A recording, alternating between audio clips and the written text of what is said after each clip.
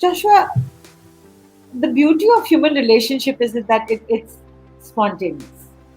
Right. When you Right. really take a deep breath and say, okay, Alex, let's kiss now. It doesn't work like that. Yeah, because the logic part of me is like stoked about it. It's like, yeah, that sounds great.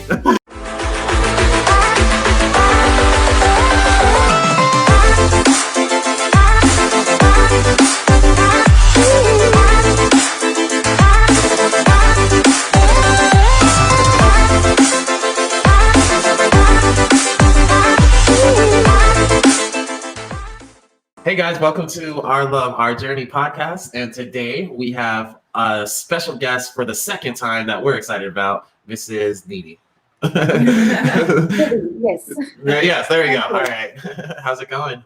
It's going good. Thank you for having me back. Good. Of course. We're very happy to have you back. And you were one of my favorite, actually, you're probably my favorite that we've had on so far. So really excited because I know we're going to have a really awesome conversation today. So of course I got my co-pilot Alex, and we are going to make this a YouTube version as well. So let's just dive right in, guys.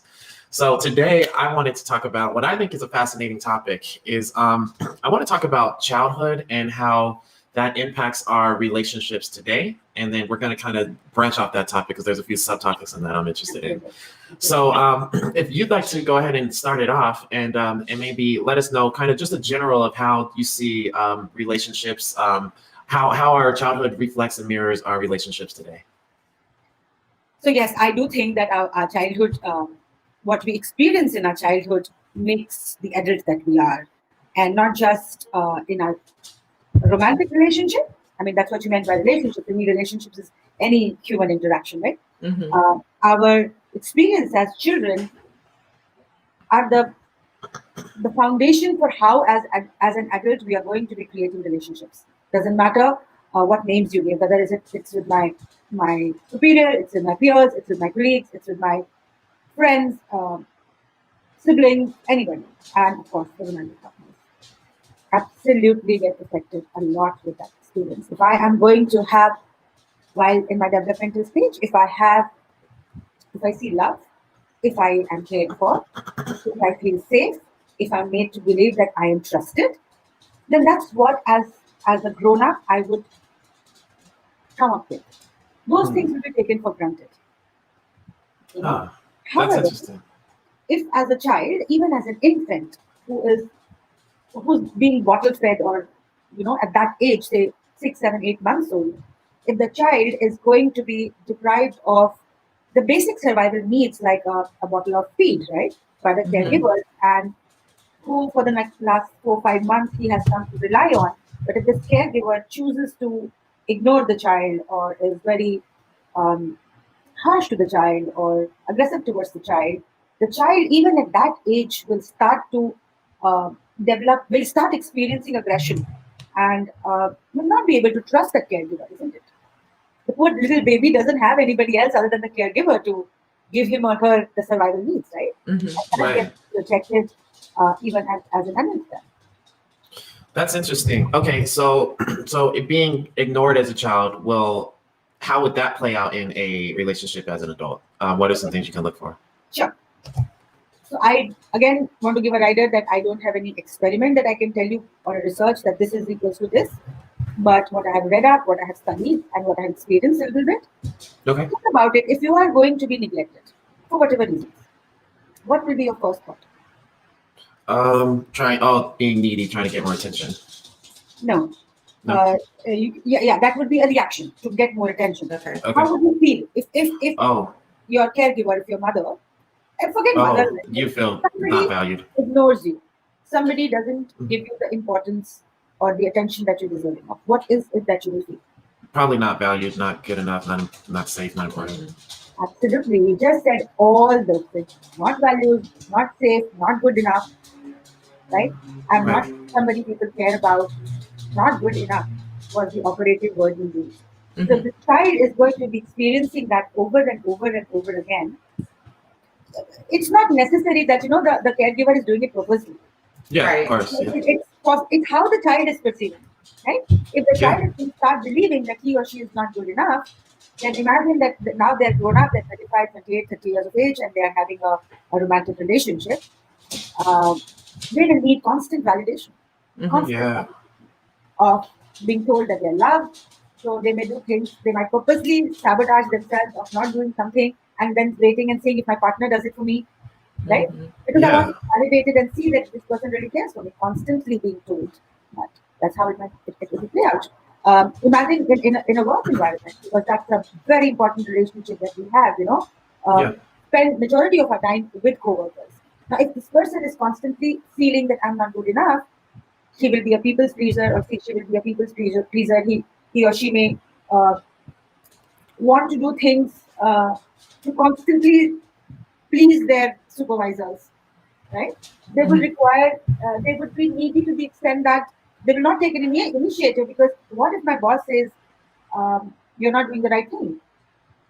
So every step that they will take, they would want someone to come and tell them, yeah, you did a good job, dude, well done. And then they will take the next step. Now, if I was if I was in the boss's place, I will see this person as dependent. Right. So I can't depend on that person to evolve or succeed my space so that I can grow, right? And hence, Right. again, the same thing will come. It will become a vicious cycle. The person will not grow because of the inability to take risks or take initiatives and do things on their own and be independent. And they will again come back to the same stage that I'm not good enough. That's why I don't get the promotion that I need. It becomes a vicious cycle then.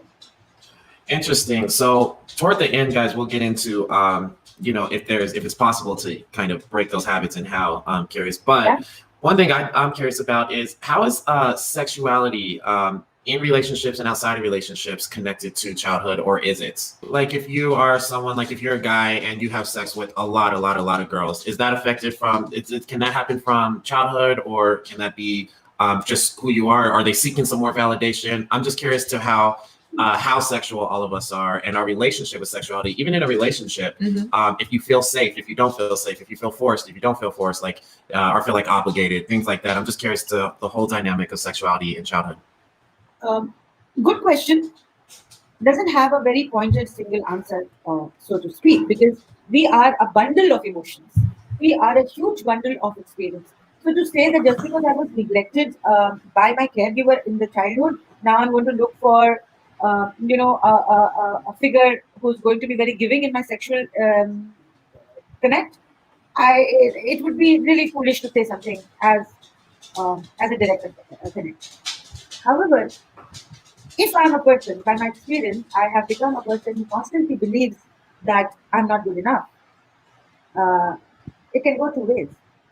I have a need to prove that I am good, I'm great, and sex has so much of pressure on our performance, pressure on our head, that this person might go extra. I don't want to use the word aggression, but can be more um, active in that Yeah. space, right? Can take the initiative more, can get a little more pushy and, to establish his or her domain. On the other side, if the person is, again, in a space where I'm not good enough, then sex can be a very intimidating place also, because I'm now exposed, butt naked, literally, right? Yeah. Right. And that can be very vulnerable. Not everybody is comfortable with their skin, right? Now you're Yeah. already feeling intimidated. You already feel that you're not good enough. Chances are that you will also have certain body issues or body image issues or your self image, anyways. At question, this person can also become passive or receiving. Right. Uh, may have to be maybe expecting the other person will play a more dominant role, and maybe everything he or she will do would has to result in a great orgasm, because otherwise I haven't done the deed right. Correct? That's the validation that we look for, perhaps. So Right. yes, it will definitely affect. If that one single thing will affect, I don't know. But your self-image definitely affects your sexual intercourse as well. Yeah, it's interesting because the way I grew up, I've been pretty sexually active since but a younger age that I'm not even like even proud to talk about. But at a pretty young age, and they said that there was a correlation between chaos in the child or chaos in the household and Yes, sexuality at a very young age.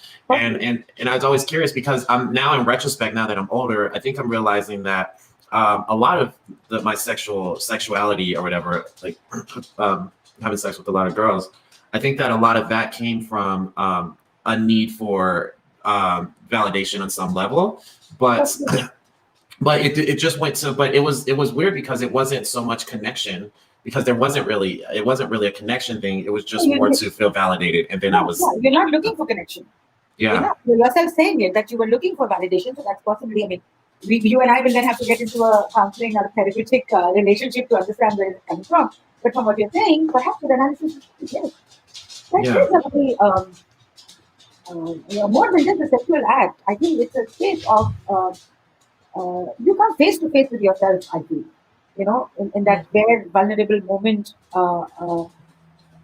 where you, and there's so much of pressure of it, so much people talk about it, and that entire space. But it does bring out a lot of hidden emotions that we are not otherwise able to express. Yeah. So think about it. In that room, there is just you and your partner. I'm assuming, for the sake of this discussion, at least. Yeah. And nobody really knows. It's you versus me, and what I say or you say, right? That space, how I'm going to react and respond is it's my domain. I can feel somebody who's very. So, for example, rape. I'm sorry to bring that up, but that's not a sexual act. It's a criminal offense because the perpetrator is not getting aroused by the woman, but by the fear he puts in me or she puts in me, right? Yeah. By the feeling of that sense of power. It's a power game, right? Okay. Right.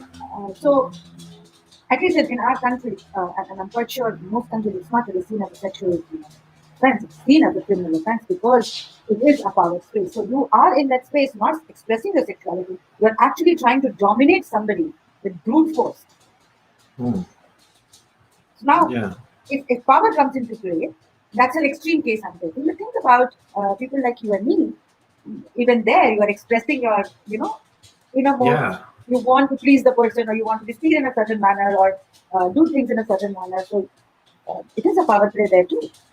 Yeah, I can tell. Yeah, that makes sense for me. Yeah, because that's what it was kind of about. A lot of most of what, like, the overwhelming majority of my sexual experiences, I realized, was that, which is really interesting. Okay, so now my question is say that there is some way that, because okay, so how does the mirroring work? So I know there's like some mirroring. So, and I know we talked about this, but I'll explain what I mean. So as far as your relationships, your actual relationship with your parents. So say, like, if you don't have a lot of respect for your parents, or there was no boundaries and things, do those get expressed into your current relationships where you're always pushing boundaries? Is it just kind of like a mirror, or is it a little bit different than that? Let me not use the word mirror. Let me not use any of that. I'm going to ask you very practical questions. As suppose the two of you have a baby together. Hmm? Who would be the first human being that this child will be exposed to? Okay, and then next. And then me. Okay. You are, so because you pointed to her, I'm assuming that you are telling her that she is the primary caregiver and you're the secondary caregiver. Okay, and for the sake Okay. of this, Yeah. Sure. so the child is exposed to the two of you. The child doesn't understand marriage, doesn't understand these relationships, right? The child Right. just knows that this is somebody who cares for me, and he's somebody who cares for me and keeps me safe. So child starts to learn the first interaction and interpersonal equation is with the parents, right? Yeah. They're the world.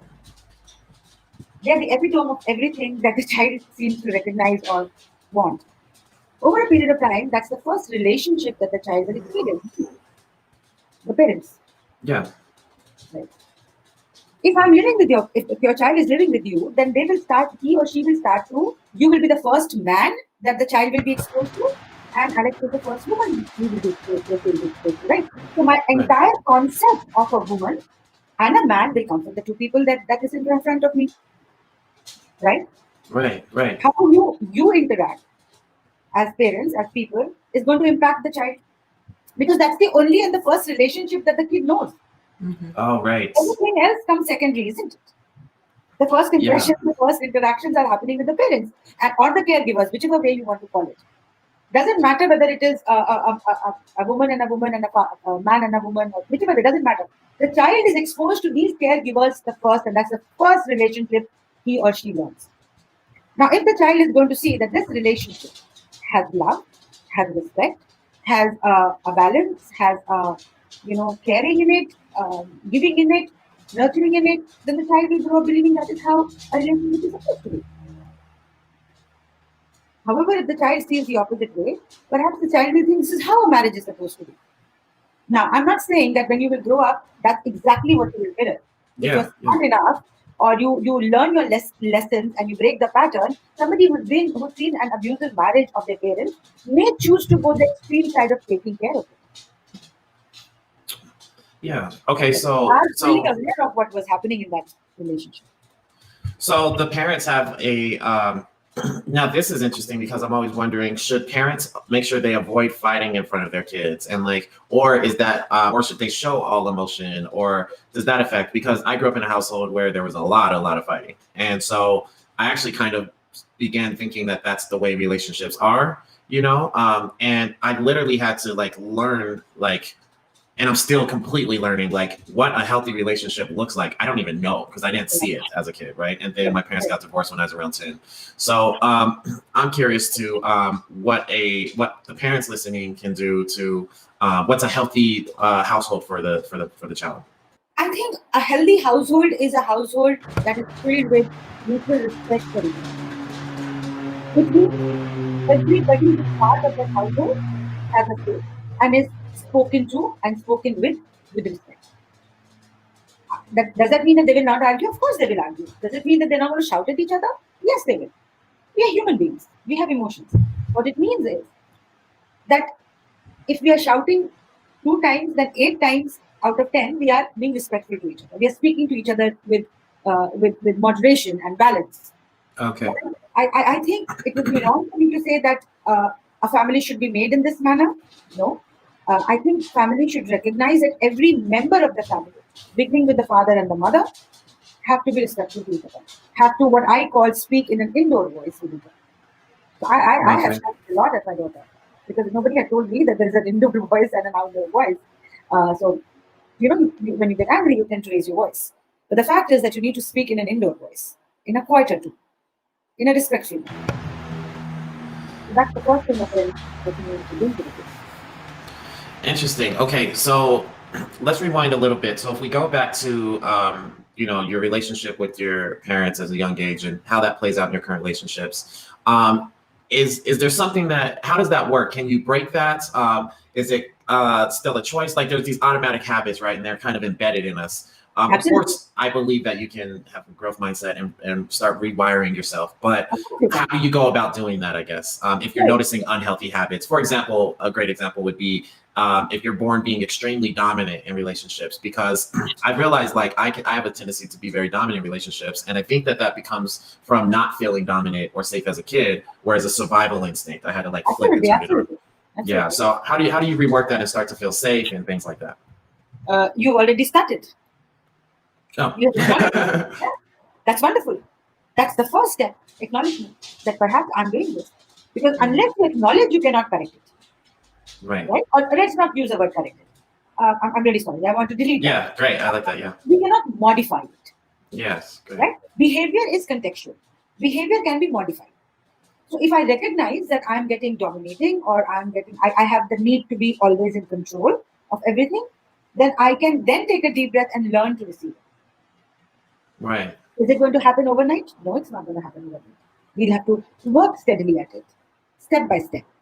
So one of the things that you can do is that on a day-to-day basis, instead of dominating, I don't know how you function, but suppose in a household you tell that okay, we're going to eat eggs and pancakes for breakfast. Mhm. You can stop and say, what would you like to have? Let's have what you want. So you have given, you've receded, and you have allowed someone else to take charge and be in that space. Oh, Right? I see. Okay. Very small things, very very small things you can do. Because actually, big things don't matter so much as our day-to-day interactions and behaviors become difficult to deal with. Right. Um, Right. so, I mean, I don't know what you do if you, Sure.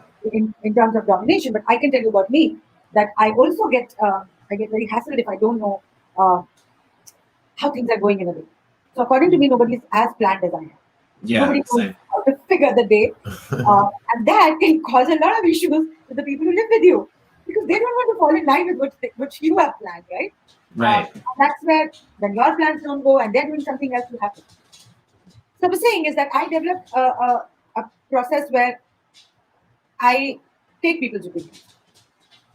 Okay? Yeah. Okay. Yeah. If somebody has to do a chore, it's very difficult for me if you said that no, I will do this by the afternoon, and I'm looking at the watch, it's afternoon, and I can get very hyper that you're not doing it. If you don't do it, I will do it. So now I take a deep breath and tell myself, you know what? Have faith. They can do it. Nothing is going to happen if it happens 2 hours later. Yeah. So That's right.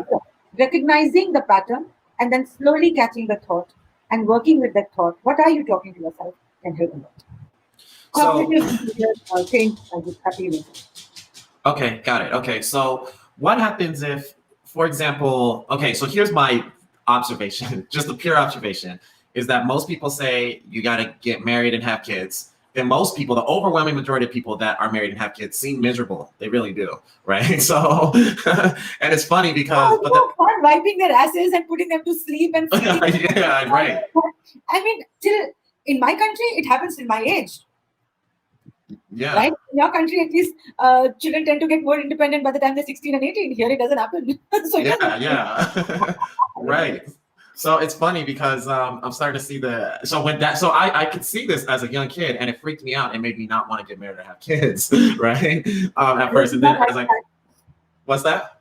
Alex is looking at you. I know she is. Yeah, I know. Now, as I got older, I've balanced my perspective a little bit. Okay, Sure. I realized like, okay, you can't run from responsibility, like, and responsibility is good. It's a gift, right? Okay, Yeah, so, absolutely. but my question is, you know, I've seen, I don't know how many, if I don't know if I've seen a lot of quote unquote healthy relationships, right? And like, what is that? It's still abstract in a sense, right? I'm sure there's some guidelines we can say, like mutual respect and things like that. However, I grew up never seeing a healthy relationship. So trying to figure out what it looks like even, I don't even know what I'm aiming for, right? So what do you do if you don't have a model of having a healthy relationship? How do you, modify it, I guess, for a more optimal, healthy relationship? Because it's been a hard journey for me to try to figure this out on my own when I just had to base it off girls I dated's reaction. So and then I'll be like, oh, okay, that looks like that hurt them, so maybe I shouldn't do that. So what are some guidelines or some ways to have a healthy relationship if you have no examples in the physical world? As I said just a few minutes earlier, Joshua, that recognizing where you are recognizing that challenge is the first step. So hats off to you. Trust me, if you were sitting in front of me, I would have given you a big hug. Okay. Many people, blessed are those who can actually recognize that they're struggling with something. And what I like is that you haven't blamed, you have stated the situation, but you've not blamed someone. I don't know whether you do or not, at least at this point in time. Sure. You're going to be recognizing the challenge and you're saying, I want to go ahead. How do I do that? So that's 60% of the battle.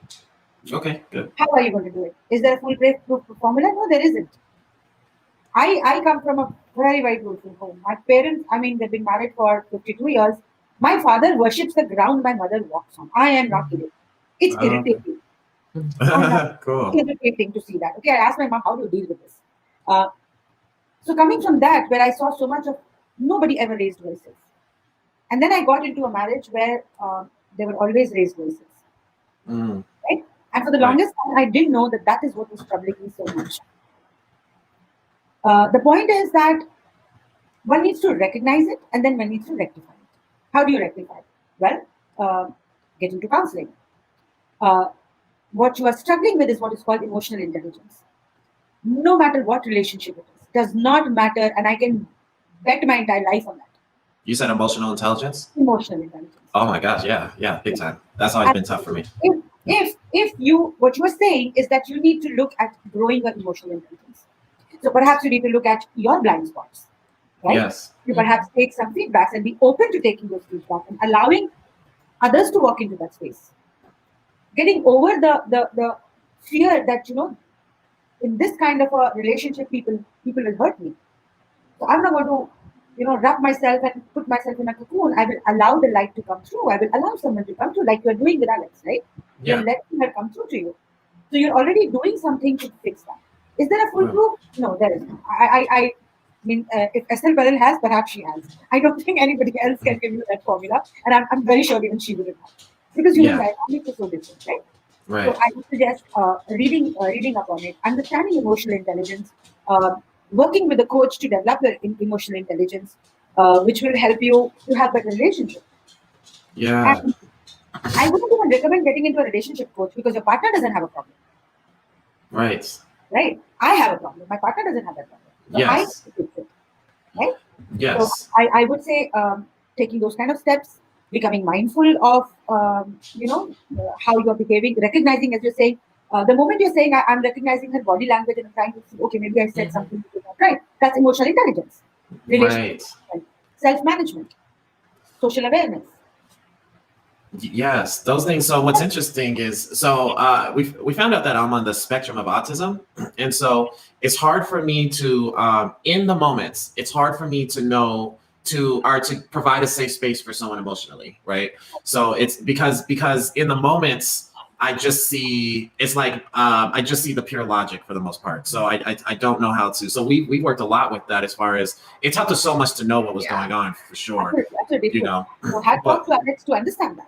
Now, Yeah. in yeah. your situation, both of you definitely would need a relationship coach or a counselor who can help her understand you and you Mhm. understand her. Which we do. Yeah. Yeah. We do therapy, couples therapy every 2 weeks and individual every week. Yeah. Yes, Um, absolutely helps. yeah, Helps. it helps a Yes, lot. a ton. Well, and then what's interesting is she's married to an autistic person and she has an autistic kid. So it really, She she has a knows, lot of and she's perspectives. holistic. Is that what the word Yeah, is? the So she other can one. help me a ton. Yes, Yeah. because I've always felt like when things are happening and then eventually as you get older, you're like, well, this is what people's been saying my whole life. It finally clicks. Like once I found out about the autism, then it clicked and I was like, Okay. oh, like, okay, like I'm not like some people are. And then my whole life starts flashing. I'm just like, Yeah. oh, I did make those people feel uncomfortable. Oh, I did see this because I'm just Yeah, so yeah. raw with the way I talk, right? Yeah. And what's been interesting is to find out that I think now two things. I think one, the myth that autistic people don't have empathy, compassion is so misunderstood. For me, it's just hard to process It's just emotions quick. differently expressed. Yeah. Yeah, Yeah. Okay. that's it. Yeah, Yes, I mean, your first reaction is logic, and the other person's first reaction is emotions. That's the That's it. Yes. Yeah, that's we what we both have. take a Yeah, deep breath. You will process emotion, and the other person will process logic. Yeah, That's that's, it. exactly how it works for That's us. it. I always come to the logic at the end, and then I leave my come to the emotion. emotions later. So I feel bad in like 20 minutes because it's just she processes emotions, boom, just like boom, she's there. Me, it takes me. I have to think and process and retrospect, and then I feel really bad, right? But in the moments, I don't feel that way, right? Because I'm just trying to get out the logic first. So just like you said, so the thinking, feeling brain, right, both sides. Right, right. But another thing that I've been noticing is personal relationship with emotions is where the big thing is because I'm not fully aware of all the emotions that I feel at all, not even close. Like, I just kind of keep going. I'm on the logic train, right? Right. And then so she's aware of all these emotions. She's getting hit all day with emotions just everywhere. And then for me, I'm still feeling the same amount of emotions, right? I'm sure we're all feeling a ton of emotions, but I'm just not aware I'm feeling them. I'm naturally pushing them away. And so I think that for me, it's been a big journey of trying to process my own emotions so that way I can have the empathy a little bit quicker because, but I need awareness of the emotions. I don't even have the awareness of what these emotions that are happening are. And it's like, I don't spend enough time processing there. So I think for me, it's about the relationship of emotions with myself, knowing emotions aren't bad, accepting. And then that way, when she brings emotions to me, now I'm getting so much better at not seeing them as bad, not pushing her emotions away because I'm used to pushing my own emotions away, if that makes sense. Absolutely makes sense. In fact, when you're saying this, what is the picture that is flashing is that you at least have gotten a name, and you say that, okay, you know what, I have this challenge because of which I'm behaving in a certain manner. Yeah. Okay, and you're trying to go past that. Mhm. I see grown people with no problems like that, with decent IQ, and they're fully functional as far as the Okay. normal human behavior is supposed to be. Sure. How come they don't process emotions so quickly? Right. Emotions per se are not supposed to be good. They're a women's thing, right? Women feel emotion. Yeah. Men don't. Boys don't cry, do they? Yes, right. Yeah. So first and foremost, you shouldn't even. I mean, you need to laugh at everybody else because they are equally in the same boat as you are. Yeah. Just that you are ready, Joshua, to deal with it. She is partnering with you and dealing with it. Others are not even aware of it. Mhm. Right. Yeah. Um, it was much more challenging before we got aware Of course, because I'm sure. she didn't understand. Well, she never felt like her emotions were getting validated, and she felt like I was just like don't have emotion, and I kind of was. I mean, in my own way because I Yeah, couldn't of course. even manage my own emotions. How am I going to manage someone else's? Somebody else. And that's why we end up saying things like men are from Mars and women are from Venus or whichever. Yeah. Right? So easy to categorize and say, oh, you're different and I'm different. Oh, yes, we are different. It's apple and oranges and we are going to taste different any which way. Yeah, right. But the basic fact remains that both feel emotions. It's Yeah. how we are conditioned to look at those. Yeah. Well, Emotions. what I've noticed is, so for me, I'm very comfortable. I wouldn't say comfortable, but I became comfortable being vulnerable in logical ways. But it's very tough for me to be emotionally vulnerable, like raw, pure connection. It feels very uncomfortable, right? In ways. And so for me, I've realized I have these automatic defensive things. So as soon as I feel like if I feel emotional vulnerability, then my brain wants to just completely put up a wall and then start talking about logic and moving away from it. And that's the big discovery I've had lately is like I have this wall where it just kicks in. I'm trying my best to explain it in the sensory. I get it. Yeah. Okay. Yeah. Completely. And so I'm And finally aware of it, which has been like helping a ton, Yeah, because that's your safe space. That's the emotion or what should I say, thought process that you connect with, that helps Right. you express and make sense of the world around you, Mhm. and that's normal to you. Yes. Right. So you're working with it, so that's great. I mean, think Yeah. about couples where men believe that they need to be always logical, they need to be the rational people all the time. Or that's not for men, but typically it happens. It's seen with men typically that they are, and expressing any kind of emotion is not okay. So how do boys connect? They go to a bar and say, "Hey, let's watch a game." And hey, dude, are you okay? Yeah, I'm good. Done, over and done with, right? Yeah. Uh-huh. Yeah. And that's such a stereotype. And women will go and cry on each other's shoulders or whatever. They will have the manis and the pedis together and everything else. And those are releases which both the species are expressing in their own manner. The problem becomes is when the two come together. And now I'm expecting my partner to understand my emotional aspect, and my partner is unable to do that. And Right. that's where the conflict starts to happen. Yes. Big time. Because I want to be validated for how I'm feeling. And the Yep. opposite person just doesn't get it. Yeah. So they're really not, I mean, in fact, I think you both are way ahead of everybody else. At least you are doing something about it, right? They're not Yeah. even doing anything about it. And then they wonder why we are arguing, why we're fighting, why are we dissatisfied in our relationship. Yeah, right. I can't even imagine being in a relationship without knowing at least what we know now. It'd be like so much harder. Oh my god. But so a challenge that I've had is and just being curious of what to do. So here's where it comes to understanding, I think, each other's emotional validation. Here's what I'm getting at is whenever that wall comes up, I notice it now. I just try to just relax and just breathe and observe and just go to my breath and observe. Then what happens is so what I've always done with fear is I run toward my fear so that I don't have to fear anymore because I don't like feeling fear. So I run toward it. Right. So then I just try to get even more vulnerable when I notice that. Okay. And so I just try to lean in more. But here's the challenge is sometimes she doesn't naturally, like we won't naturally know how to emotionally validate each other. So when I'm going double down on the vulnerability, if she doesn't give me the abstract response that I'm wanting, which how would she know? Then I'm feeling like even more vulnerable because my vulnerability is not getting nourished or nurtured, right? So I guess my question is what do you do in that time when it's very tough for you to be emotionally vulnerable, but you throw it all out there and then you don't get it nourished or acknowledged in the way that you think or you would like it to be? Right. And the answer to your question lies in exactly what you said. You said, how is she going to know how I'm feeling, right? Oh, great. Mhm. Speak it out. Okay. Does that make it so logical? Does that make it too logical though? Because it's No, like when no, I feel this way, you do this. No. You have to tell. So what I mean is that you got to say, hey, listen, Alex, I am feeling that way. Okay. I told this to my daughter today. She goes through anxiety bouts and stuff like that, and she gets extremely gloomy and stuff. And as a mother, I get very anxious looking at her, and I feel frustrated. So we had a bit of we exchanged words. Yeah. And then I told her, I said, you know what? I apologized, and I said, look, you need to tell me when you're in that state. Mhm. Mm. Her response was, "What do I tell you?" So I said, all you need to do, maybe send me a message if you want to, and just say, "I'm having a bad time." That's it. I will know she wanted me to leave her alone in that space. So I will know not to get into that space. Because as a mother, I was getting into that space, right? But Right. if she's not going to tell me, I am processing it very differently. I'm seeing it that, what, she's lying in the bed and she's not doing what she's supposed to be doing. She's supposed to be studying. She's not doing all of that. She's not doing the chore, blah, blah, blah, blah, all of that. So I'm processing from there and then hounding her. Whereas, if you, for example, now, if you just took a breather and told Alex, "Hey, listen, beyond the point, you don't even have to say anything. That deep breath she will recognize and she will come to the table and say, 'Are you okay?' And she will do everything. But till she reaches that point, express. Oh, okay. None of us are mind readers, are we? Right. Right. Because I feel like that all the time. I'm like, what?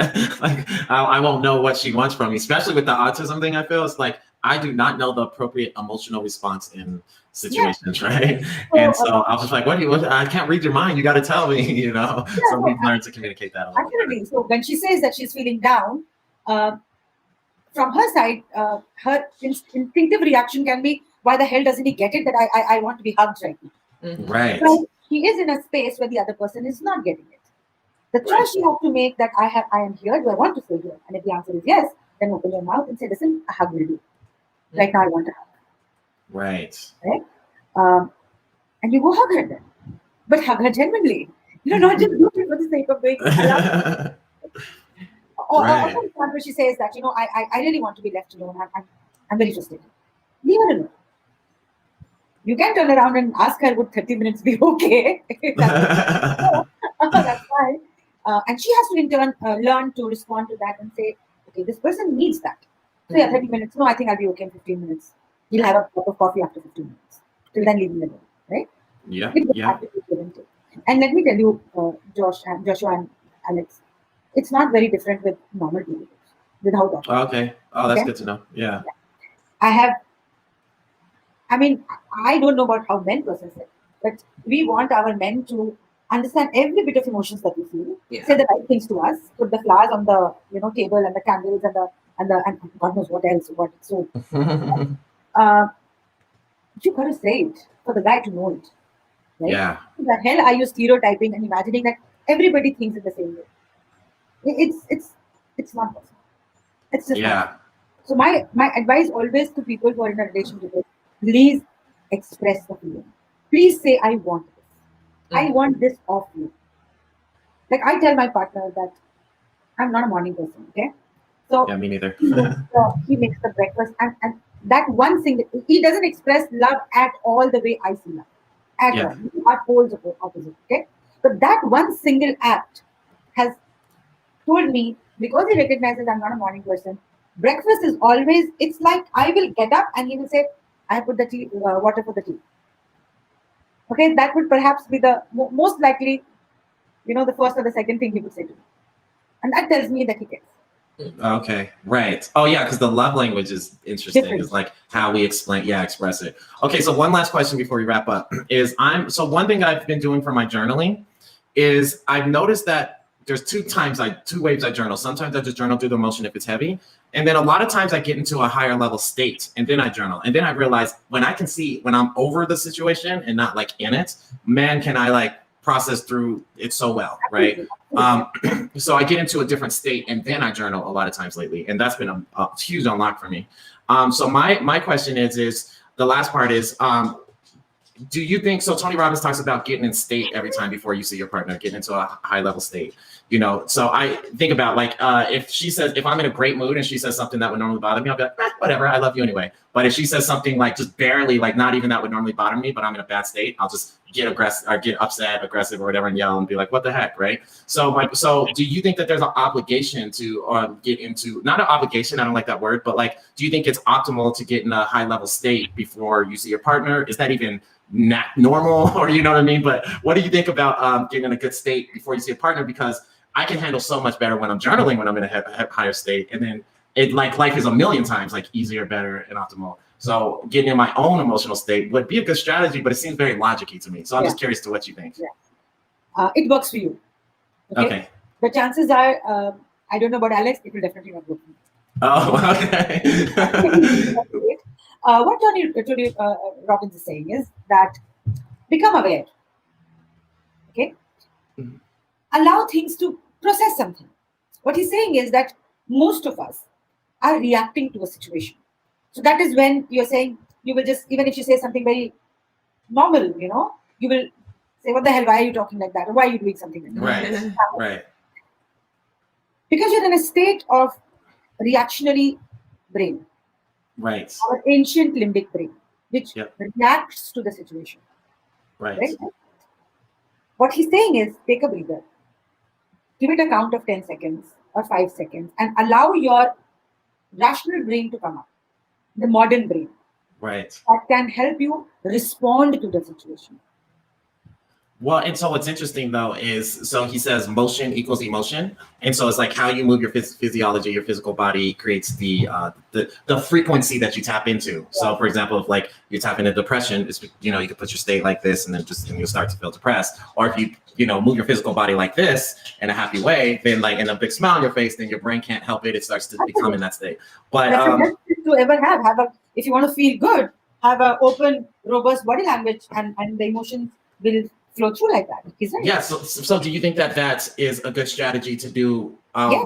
while you're with your partner, before you see your partner and all that? Do you think that's a valuable strategy? Joshua, the beauty of human relationship is that it's spontaneous. Right. And you Right. really take a deep breath and say, okay, Alex, okay, Alex, let's kiss now. It doesn't work like that. Yeah, because the logic part of me is like stoked about it. It's like, yeah, that sounds great. I can do that all the time. So for you, that's great. But what about Alex? Poor thing, she can't be scheduling and kissing and hugging and yelling and screaming on a time scheduler or a timer. Right. The dynamic of human behavior that makes it so interesting and so beautiful is the spontaneity. Yes. That's romance, right? You're walking by and just brushing your hand against the person, or just touching the person, or ruffling their hair, or something like that. I don't know. I mean, lots of stuff. Mhm. That's Yeah. spontaneous. So, Yes. is it going to? So, am I saying that's the only way? No. When there is some heavy duty conversation that you need to have, or there is a situation that you need to talk about, or a decision that you need to make, then perhaps it makes sense to take a deep breath, schedule it, calm down, get into that higher state that you're saying, okay, and then have that conversation. Yeah. Okay. Okay. But on a day-to-day basis, scheduling everything may not be very comfortable. Yeah. I don't see that happening honestly, and Yeah. he's also not meaning it that way. Right. Yeah. And especially for me, I get the risk of pushing away emotion, which I need to run toward emotions more. So I don't want to run that risk too high, because I don't want to unconsciously be like, oh, good state. What problems? What, you know what I mean? So cool. Okay. Well, hey, this was another awesome conversation. I had a really good time. I It's have so a fun question. talking to you. Yeah. I want to ask Alex that what does she think about the whole thing? About which part? About the whole thing, this conversation that we've had. What do you think? How should people be actually? How do you deal with it? Is Deal it with not emotions? confident? Yeah, about how Joshua responds and how are you dealing with that? Pretty well. It's gotten better with time. I used to get frustrated because I just felt so invalidated, and he would always tell me, "He's like, emotions aren't logical." I'm like, exactly, Emotions are exactly. He's like, I just don't see the point. And I was like, I don't know what to tell you, Yeah. Right. but it's getting a lot better. The more. So, if you had to give a tip to somebody who's perhaps having a similar kind of a situation or a challenge, what would you say to them? understand, just have some understanding that it's not easy, and it's not like it is for you, especially if you're dealing with someone on the spectrum. It's not the same. It's just not like it's just not there. You just have understanding, and when you see them trying, be like, holy moly, they're actually trying. Yeah, that helps because if she can see, because me trying probably doesn't look the same way as like other people's Mhm. natural awareness. Like Mhm. me trying is a lot. Like it's like small step for probably other people, but for Yeah. me it's a huge leap. Yeah. 'Cause I'm like so disconnected in ways. So trying to find out, I'm trying to learn it, and as I go, Mhm. it's kind of tough. Yeah. Yeah. That means a lot to me. So Well, yeah, that's good. Great. Thank you so Mhm. much. I really wanted to hear your part of it. yeah, of course. So how do you kind of process that? Thank you so much, guys. It's Yeah. wonderful. If I've added value, that's great. Yay, yeah. Thanks so much Yeah, for thank hopping in. you. We'd love to freaking have you on again sometime soon. So maybe we could schedule something in the next few weeks and get you back on. And Yeah. we love our conversations are always so good, and I Me love them too. so much. So And I love thank you seeing so the fact that you were so serious and you were kind of initially I thought you were distracted, but then you looked so serious and so into it that it was freaking me out. You're like, they're freaking me out, man. Yeah, I know. Very serious about it. Yeah. I'm serious about this stuff. Yeah. Yeah. It's So wonderful to see that both of you are working so, diligently Yeah, we are. at the relationship. Best of luck. yeah, we work really hard together. Yeah, we a do. lot every day, and it's fun. It's still the journey, even if we're not there. Yeah. It's still a fun journey. So, Yeah. Yeah. So You're getting there. cool. Yes, we are. we are. We are. Your destination, otherwise the journey will come to an end, right? So keep Yeah, going. that's right. Yeah, exactly. Right. Great point. Yeah. Great point. So thanks so much, guys. So thank you guys so much for listening, for all you listening. And if you guys, can you let them know where to find you if they want to find more of your stuff again? Yeah, they can look me up on Insta. It's BON_Nidhi. They can Google me, Nidhi Sharma. If you would put out my name, they will be able to find me. I'm all over the social media. Awesome. Perfect. And she's on YouTube, guys. What's your YouTube channel called? Born Impressions. Bond Impressions. Yeah, I saw you posted a new post today or yesterday. Yeah, today. Yeah, okay, yeah. That one looks cool. We're gonna watch it today. That one actually looks great. Yeah. What was the topic again?